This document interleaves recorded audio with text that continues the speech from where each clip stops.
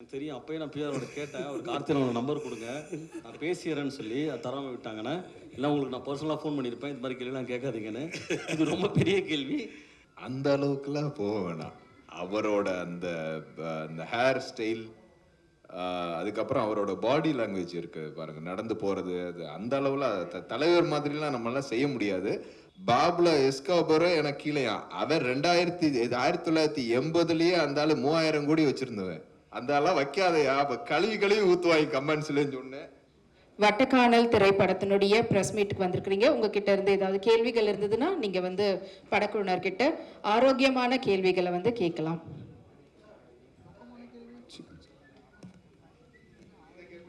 வணக்கம் மனு sir. Sir வணக்கம். ஒரு டாக்டர்னா டாக்டருக்கு இப்போ பையங்க படிக்கணும் வருவாங்க, ஒரு போலீஸ்காரங்க சொல்லுவாங்க, கலெக்டர்லாம் அவங்க வாரிசுக்கு வரணும்பாங்க. சினிமாவில் மாத்திரம் ஏன் நீங்கள் வாரிசை வேண்டான்னு எஸ்பிபி சாரும் பயந்துருக்காரு, நீங்களும் பயப்படுறீங்களே, ஏன் சினிமா அவ்வளவு ரிஸ்கான தொழிலா? புரியல எனக்கு. வாரிசு சினிமாவில் வர்றதுக்கு எஸ்பிபி சாரும் ரொம்ப யோசிங்கன்னு சொன்னாங்க, நீங்களும் பையனை உடனே இது பண்ணல, ஏன் சினிமாவுக்கு கொண்டு வரதுக்கு ஏன் இவ்வளோ யோசிக்கிறீங்க? சினிமா ரிஸ்கான தொழிலா? அது உண்மையாக சொல்ல முடியும், ஒரு சென்டிமெண்ட்டாக நினைக்கிறேன் நான். கேவி மகாதேவன் சார்லேருந்து நீங்கள் எடுத்தீங்கன்னா MS விஸ்வநாதன் அவர்கள் எல்லாரும் ஃபேமிலியில் எல்லாருமே தயாரிப்பாளராக இருந்தாங்க. பெரிய சக்ஸஸ்ன்றது அவங்க பார்க்கல, அது என்னமோ தெரியல. பட் அது மாறி ஏதாவது நடந்ததுன்னா ரொம்ப சந்தோஷம் என் மூலமாக. சார் இது ஒரு பாட்டுக்கு 10,000 20,000 அந்த காலத்தில் 2,000 வாங்கிட்டு நம்ம உசுறு கொடுத்து பாடிட்டு சம்பாதிச்ச காசு டக்குன்னு எடுத்து ஒரு 4,000 4 கோடி 5 கோடி எடுத்து என் ஃப்ரெண்ட்ஸுக்கு கூட நான் நிறைய பேர் கேட்பாங்க, ஃபாரினர்ஸு, சார் நீங்கள் ஒரு படத்துக்கு நீங்கள் சப்போர்ட் பண்ணுங்கள், நான் காசு வைக்கிறேன்னு.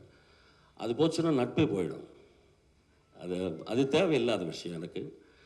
நான் என்னுடைய பாட்டு எனக்கு இருக்கிற சக்திக்கு எங்கே போகணுமோ அது வரைக்கும் போகிறது தான் சின்ன வயசுலேருந்து பழகிட்டேன் நான் பெரியவங்களெல்லாம் பார்த்து.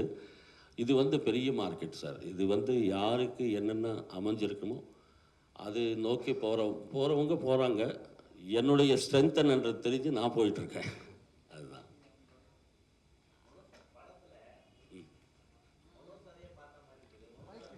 தாடி வச்சா எப்படி இருக்கும் வச்சு பார்க்கணுன்னா ஒரு மாதம் வெயிட் பண்ணுங்க, வளர்த்து காட்டுறேன். இந்த படத்தில் ஆக்சுவலி அவர் டைரக்ட் டான்ஸ் எனக்கு கேரக்டர் கொடுக்கல சார்.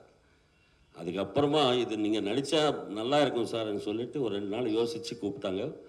ஒரு 2 நிமிஷம் வருவேன் படத்தில். இல்லை, ஹீரோவே உங்களை மாதிரியே இருக்கு. ஹீரோ உங்கள் பையன் இருக்கார்ல, பையனா? உங்க பையன் அப்படியே உங்க டிட்டோ. நீங்க தாடி வைக்கறாமா, தாடி வச்ச மாதிரி இருக்கு. அதான் சொன்னேன். அப்படி கேக்குறீங்க. நீங்க ஃபீல் பண்றீங்க. என்ன அவ கூட பார்க்கலாம். Thank you. அது புரியல எனக்கு, சாரி சார். டைரக்டர் சார், உங்களுக்கு தான் கேள்வி. என்ன நீங்க பார்த்துட்டு இருக்கப்பே தெரியும் கண்டிப்பா என்கிட்ட வருவீங்கன்னு. சொல்லுங்க. படத்துக்கான கேள்வி தான். உள்ள இப்போ இந்த போதைப் பொருள் காளான் அது சொன்னீங்க. ஆக்சுவலாக இப்போ இந்த கல் இருக்குல்ல, கல் அது நம்ம ஊரில் தடை பண்ணி வச்சுருக்கிறாங்க. இப்போ தான் கேரளா போயிட்டு வந்தேன், குடும்பமாக குடிக்கிறாங்க. அந்த மாதிரி இந்த காளான் நம்ம ஊரில் அரசு அங்கீகாரத்தோடு வரணும்னு சொல்கிறீங்களா, இல்லை கூடவே கூடாதுன்னு சொல்கிறீங்களா? தெரியும். அப்பயே நான் பிஆரோட கேட்டேன், அவர் கார்த்திகனோட நம்பர் கொடுங்க, நான் பேசிடுறேன்னு சொல்லி அது தராமல் விட்டாங்கண்ணே. இல்லை உங்களுக்கு நான் பர்சனலாக ஃபோன் பண்ணியிருப்பேன், இந்த மாதிரி கேள்விலாம் கேட்காதீங்கன்னு. இது ரொம்ப பெரிய கேள்வி. இதுக்கான பதில் என்கிட்ட இல்லைன்னா அதுக்கான அனுபவம் கிடையாது. காலன்றது ஒழிக்கப்பட வேண்டிய ஒன்று, அது ஒழிக்கப்படணும், அது ரொம்ப ஸ்ட்ராங்காக சொல்லியிருக்கோம். இது தெரியாமல் தான் இன்னைக்கு பல பேர் அதில் மாட்டிக்கிட்டு சீரழிஞ்சிக்கிட்டு இருக்கிறாங்க. அதை பற்றி பேசியிருக்கோம்ண்ணே. ஓகே. எந்த ஒரு விஷயமுமே நாம் அனுபவித்து பார்த்தா தான் அது நல்லதா கெட்டதாங்கிறது தெரியும். நீங்கள் இதை உணர்ந்து பயன்படுத்திருக்கீங்களா? ஏன்னா இவ்வளோ பெரிய கதை இது வரைக்கும் தமிழ் சினிமாவில் பெருசாக யாரும் எடுக்கலை. நீங்கள் எடுக்கிறீங்கிறப்போ ஒன்ஸ் யூஸ் பண்ணால் தானே நமக்கு அதோட அருமை பெருமை, இல்லை பாசிட்டிவ் நெகட்டிவ் எல்லாமே தெரியும் இல்லைங்களா? நம்ம ஏற்கனவே ஏவிஆர் வாசலில் இருந்து பேசியிருக்கோம்னா மறந்துட்டீங்களாண்ணா? இப்படி ஒரு கேள்விக்கு நான் எப்படி பதில் சொல்கிறது? இது முழுக்க இது நான் தேடி போனேண்ணே. நான் எடுக்கணும்னு சொல்லி ஆசைப்பட்டேன். ஆனால் எனக்கு அதுக்குள்ளே ஒரு பயம் இருந்தது. அதை நான் தேடி படித்தேன் இல்லைங்களா? அதை படித்து ரிசர்ச் பண்ணி போகிறப்ப அது எனக்கு பயமுறுத்துனுச்சு. அது ஒரு பூதம் மாதிரி என் கண்ணுக்கு தெரிஞ்சது. அதனால் இதை எடுக்காமல் வெளியிலேருந்து பார்த்து அதை படித்து அதன் மூலயமா ஒரு கிரியேஷன் பண்ணது தானே இது.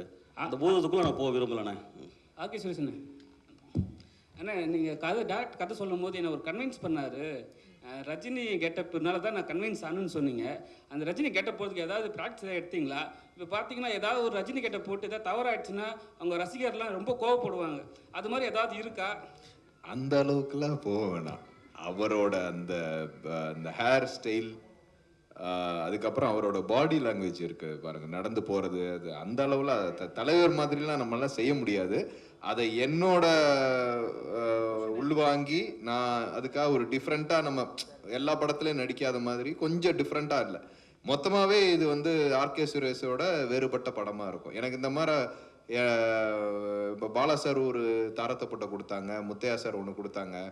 So different. நான் விசித்திரன் ஒரு படம் நானே ப்ரொடியூஸ் பண்ணி அந்த படத்தில் சுரேஷ் இப்படியும் நடிப்பான் அப்படின்னு சொல்லி இது பண்ணியிருந்தேன். அதுக்கப்புறம் தலைவன் தலை ரொம்ப செட்டிலாக ஒரு இது. ஸோ அப்போ இது கேரளாவில் கூப்பிட்டு போய் ஒரு டிஃப்ரெண்ட்டான மாடுலேஷன் நடிக்க வச்சாங்க. அந்த ஃபர்ஸ்ட் படமே டிஃப்ரெண்ட்டாக இருந்துச்சு. எனக்கு ஷிகாரி சம்பு ஸ்டேட் அவார்டு அளவுக்கு கொண்டு போன ஒரு படம் அது. ஸோ எனக்கு ஆப்பர்ச்சுனிட்டி கிடச்சிச்சின்னா எல்லா வெரைட்டிஸையும் பண்ணலாம் அப்படின்னு சொல்லி ஒரு எனக்குள்ள ஒரு நம்பிக்கை. அதை கொடுத்த டைரக்டருக்கு நன்றி. சார் ஆர்கே சுரேஷ் சார், அதே மாதிரி உங்கள்கிட்ட ஒரு கேள்வி. சொல்லுங்க. இந்த படத்தில் வந்து ஒரு டயலாக் ஒன்று வருது, இந்த இடம் மட்டும் என் கைக்கு கிடச்சிருச்சுன்னா நான் உலகத்தை கட்டி ஆகணுங்கிற. நான் அதை முதல்ல டைலாக் வைக்காதேன்னு சொன்னேன். இல்லை ஏதாவது வேலை பேசியிருக்கீங்களா அந்த இடத்த? அந்த இடத்த இல்லைண்ணே, அது ஃபுல் டைலாக் கேட்டிங்களா? இந்த இடம் மாத்திரம் நான் வாங்கிட்டேன், அதான் கிடைச்சிருச்சுன்னா பாபுல எஸ்காபரோ எனக்கு கீழேயா. அவன் 1980லயே அந்த ஆளு 3000 கோடி வச்சிருந்தவன். குழந்தைக்கு வந்து ஒரு அவன் பையனுக்கு குளிர்துங்கிறதுக்காக டாலர்ஸை போட்டு எரிச்சா அந்த அவ்வளவு பெரிய ஆள். அதான் சொன்னேன், அந்த ஆளா வைக்காதையா, அப்ப கழுவி ஊத்துவாங்க கமெண்ட்ஸ்லன்னு சொன்னேன். பத்தியா இங்கே பிடிச்சிட்டாரு. அதெல்லாம் வச்சதுனால தானே நீங்க வந்து 34 படம் சொன்னீங்க. பாலா முத்தையா இவங்க டைரக்ஷன்லாம் நடிச்சிருக்கீங்க. ஆனா வந்து இவர் டைரக்ஷன்ல ப்ரொடியூசர் பண்ண ரெடியா இருக்குன்னு சொன்னீங்களே, அப்போ அந்த மாதிரி விஷயங்கள் வச்சதுனால தானே? இல்ல, அதாவது லோகான்னு ஒரு படம் பாத்தீங்க ரைட்டா? சோ கிட்டத்தட்ட இதே மாதிரி ஒரு கான்செப்டான படம் தான் கிட்டத்தட்ட. ஆனா அது 30 கோடியில் எடுக்கப்பட்ட படம். ஸோ அந்த டைரக்டரை நம்பி அந்த ப்ரொடியூசர்ஸ் அவ்வளோ பெரிய பட்ஜெட் போட்டாங்க. இவருக்கு இந்த ஃபர்ஸ்ட் படம் இவரோட கிரியேட்டிவ் கிடைக்கிறதுக்கு ஒரு ஆப்பர்ச்சுனிட்டியா இருந்தாங்க இத்தனை பேர்.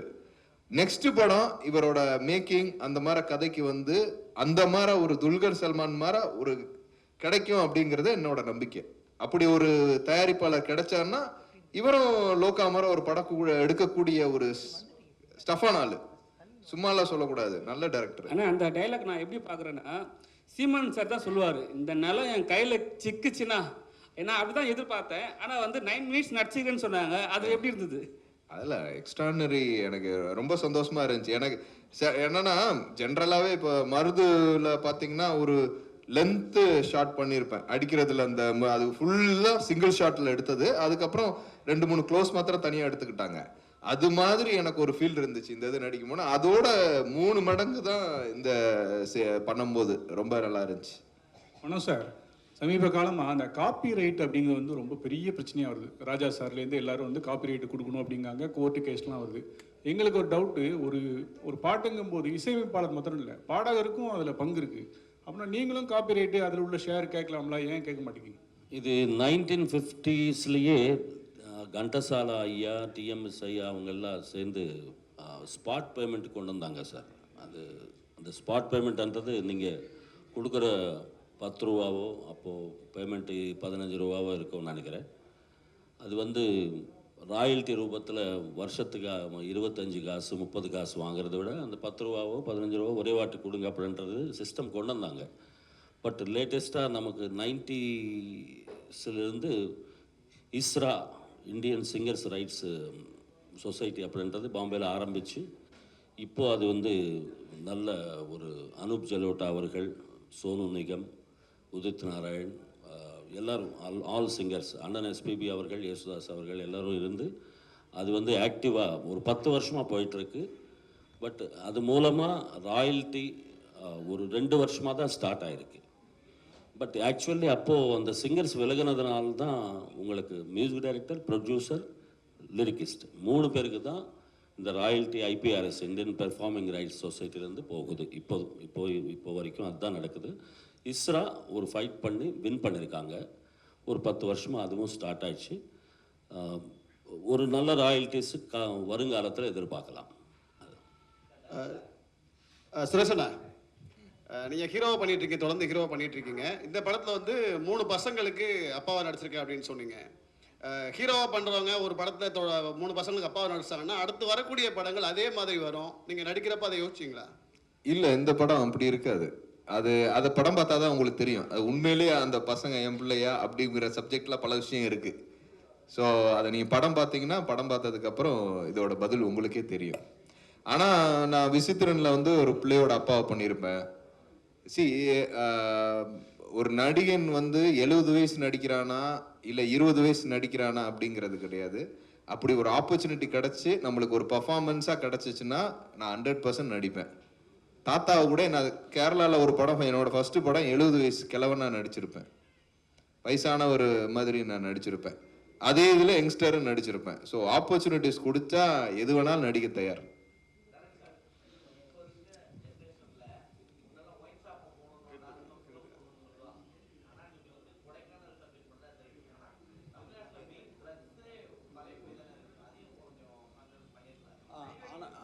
ஆனால் இப்போ சொல்லணும்னா WHO ஒன்று சொல்லுதுண்ணே, வேர்ல்டு ஹெல்த் ஆர்கனைசேஷன் ஒன்று சொல்லுது, 13 வயசுலேருந்து ஒரு 17 வயசுக்குள்ளே இருக்கிற பிள்ளைங்களை பெற்றவங்க பெற்றோர்கள் இருக்காங்க இல்லையா, அவங்க வந்து இந்த உலகத்தில் இருக்கிற மொத்த போதைகளையும் தெரிஞ்சு வச்சுக்கோங்கன்னு சொல்லுது. தெரிஞ்சு வச்சுக்கோங்க அப்படின்னா உங்களுக்கு பெற்றோர்களுக்கு தெரிஞ்சால் மட்டும்தான் அந்த குழந்தை என்ன ஸ்டேஜில் இருக்குன்றதே தெரியும். ஏன்னா அவன் நார்மலாக உங்களை கடந்து போய் படுப்பான், உங்களை கடந்து போய் சாப்பிடுவான், உங்களுக்கு தெரியாமல் டிவி பார்ப்பான். அவன் டிவி பார்க்குறப்பையும் அவன் சாப்பிட்றப்பையும் தூங்குறப்பையும் அவன் என்ன டோனில் அவன் தூங்குறான்றது உங்களுக்கு தெரியாமல் இருக்கும். அப்போ பெற்றவங்களுக்கு அந்த ட்ரக்கை பற்றி தெரிஞ்சால் மட்டும்தான் அவன் என்ன மைண்ட் செட்டில் இருக்கான், அவன் என்ன மூடில் இருக்கான்றதே தெரியும் அப்படின்னு சொல்லுவாங்க இல்லைங்களா. இப்போ அது மாதிரி விஷயங்கள் தானே இது.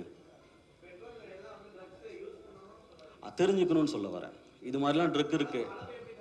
அளவு எப்படி கண்டுபிடிக்கிறதுனா பார்த்தீங்கன்னா, இப்போ காப் சிரப் இருக்குது, ஒரு 5 ml குடிக்கலாம். அது 10 ml குடித்தா ஏன்டா 10 ml குடிச்சான்னு கேள்வி கேட்கணும். தட்ஸ் ஆல், அவ்வளோதானே. ஆமாண்ணா, கோட்டர் குடிக்கலாம் அப்படின்னா கோட்டர் குடிக்காதுன்னு சொல்லி அனுப்பணுண்ணே. Last question. இல்லை அதில் என்னன்னா தெரிஞ்சுக்கிறது அப்படிங்கிறது, அது வந்து பணக்கார விட்ட பிள்ளைங்க தான் ட்ரக்ஸ் அடிக்கும், ஏழை விட்ட பிள்ளை அடிக்காது, மிடில் கிளாஸ் பிள்ளை அடிக்காதெல்லாம் அப்படிலாம் கிடையவே கிடையாது. இப்பெல்லாம் வந்து ஆக்சஸ் யார் வேணாலும் கன்சியூம் பண்ணுறாங்க. என்ன அவர் சொல்ல வர்றாரு அப்படின்னா, நம்மளுக்கே தெரியாது.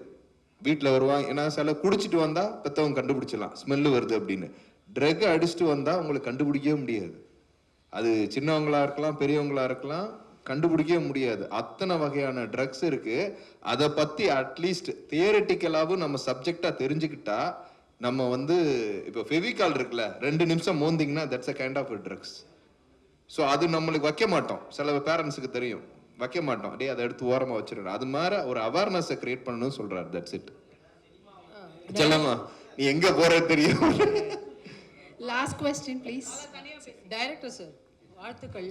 ரொம்ப நன்றிங்கம்மா. யா the trailer was good and also songs were good. இது வந்து சிவகார்த்திகேயன் சாரும் கார்த்தி சாரும் ஃபர்ஸ்ட் லுக் லான்ச் பண்ணா, அவங்களுக்கு வந்து ட்ரெய்லர் போட்டு காமிச்சிங்களா? What were the comments?